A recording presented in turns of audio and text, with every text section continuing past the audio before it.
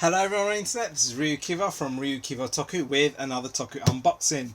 Today I am doing the very first Shinkoccou Seihou release that they did for Kamen Rider Kabuto. Rider form, that's all it says. So, I bought this is literally my 7th or 8th or 9th Kabuto. Not even sure how many I've gone through of these. Ended up breaking 2 of their arms because it is actually a fragile product. They're all used. Anyone that says they're selling it new, they're probably lying. And even if it is new, you open it sealed, who knows what you're going to get inside. But, you're looking at the price around at least maybe 17,000 yen if you're really lucky. Otherwise, typically, again, maybe around the 19,000, 20,000 yen mark. So, getting on with the actual product unboxing. So again, I know everything that's here is absolutely mint and is solid, because I have inspected it before. So you've got like a splash of the figure on the front of the box. Bandai, Tamashii Nation, 2014 this was made. It says Kamen Rider Kabuto, S.H.Figuarts on 2 sides. On the back you've got kick pose, sword pose, gun pose, regular standing pose. Don't have the sort of this is the path of light or whatever it was he said in the show. Toei seal of approval, rest is in Japanese with a few numbers on it. Getting on with the actual unboxing. So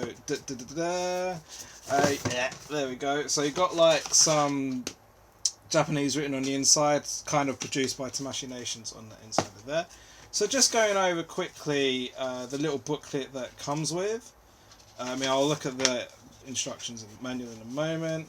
But yeah, you got your concept book, so like that's kind of like the very typical coming soon Kamen Rider Kabuto. You've got that going on, you've got clay model there, some drawing tin, and produced by Tamashii Nation. Shinkoccou Seihou logo right there. So the basic manual thing says it comes with like 4 hands on one arm and 5 on the other. The 5th hand is like the typical him pointing to the sky, flicky belt which is a bit bendy, and the sword and the gun. So getting on with this figure now, I will tell you this right now, this is a ridiculously fragile figure. Like most figures, most Kabuto figures will have some loose parts. I believe mine only has this leg slightly loose, but otherwise I'm going to say it's all pretty much rock solid and in mint condition without a single scratch on it, and I can say that because I've inspected like a billion of these now. But again, I've had problems snapping elbows on not just Kabuto but on a couple of these S.H.Figuarts riders, so I need to be very careful. Right, so again you've got like some nice shiny exquisite details on and around the helmet.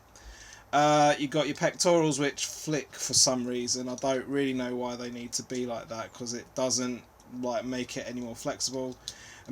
In most of the figures that I had for Kabuto SS, the torso was always quite a tough one. Like they were normally quite loose, but on this one I've got quite a nice rugged like solid torso. My arms again, where these snap quite easily when you try to bend it sideways like that. I am being ridiculously careful right now.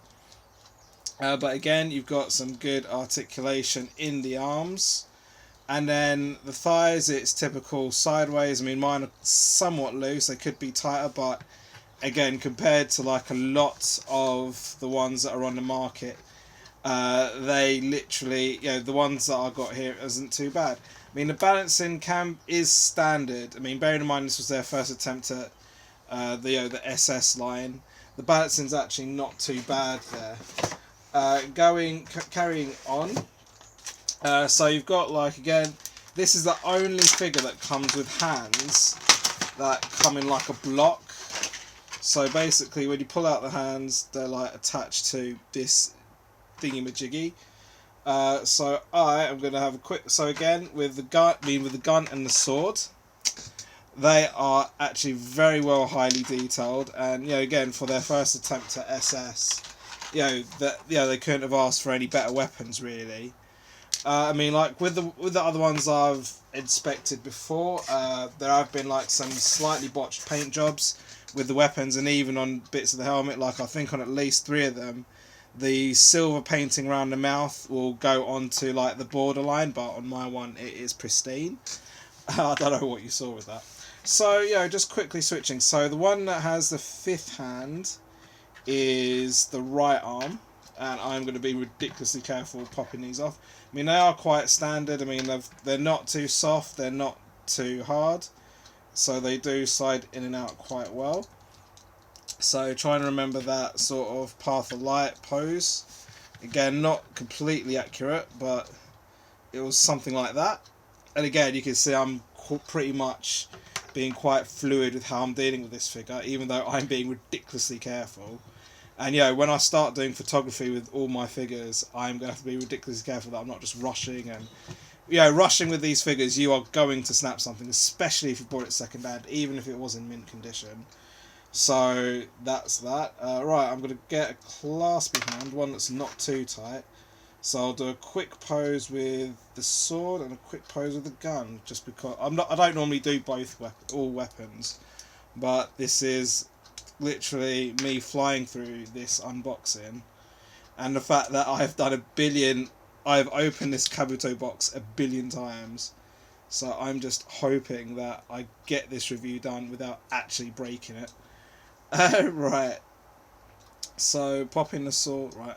Probably be easier if I take, and again, this is kind of exchanging ideas, so I'm actually going to put the weapon in the hand first and then pop it onto the arm. Might not necessarily be a bad idea. And it also, alright, so that is firmly on. Popping that. I mean, doing that sword looks really tiny, and I'm not going to bother changing the unique right hand. And again, even though I'm being quick, I am being ridiculously careful. I keep saying that because I cannot stress how careful I'm being right now. So I think the pose was something like that. And again, you could probably do some more advanced poses that require a bit more balancing. And actually, you can see I'm not having any problems with this figure for once. It is absolutely amazing. So I'm going to finish off. I mean, with the gun, he was stood pretty much upright. I mean, that does actually look like a handle. I think that's supposed to double as an axe as well. I mean, when it comes to Kabuto, this was the 3rd series that I watched after Den-O and Kiba, and so I did watch this so many years ago, and I remember very little about it. Apart from the fact that he was really cool and he had a sister that cooked. That's literally all. I remember other bits as well. Zabi had a really good, again, now I'm just mentioning random stuff. So again, these do have the elbow and knee pads. And again, it is a very high detailed figure. I mean, again, where I keep snapping the arms, I am more than familiar with how the arms work. I mean, the legs are a bit more rugged, but again, those kneecaps do come off as well. And again, I'm not entirely sure why they've got this flippy bit when even the antlers for the actual bug henshin device, it's really bent. I'm not entirely sure why. I mean, you're supposed to be able to. I mean, that comes off quite often, actually. I think this was actually on the wrong way around. Right, so that is actually back on the right way around, I think. Right, well, even though I've not broken it, that does come off quite easily. I'll have to check how it's supposed to be, so just to finish off, freeze.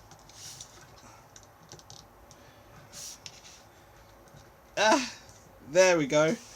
That is my unboxing of Kabuto without breaking it. See you next time. Thanks for watching. I hope you enjoyed. Please follow, like and subscribe to this channel. Support me on Patreon as well as on Facebook, Twitter and Instagram at RyuKiva Toku. My blog and fan sub page is at ryukivatoku.wordpress.com. Links are in the description. S.H.Figuarts are not for children, suitable for ages 14+. See you next time.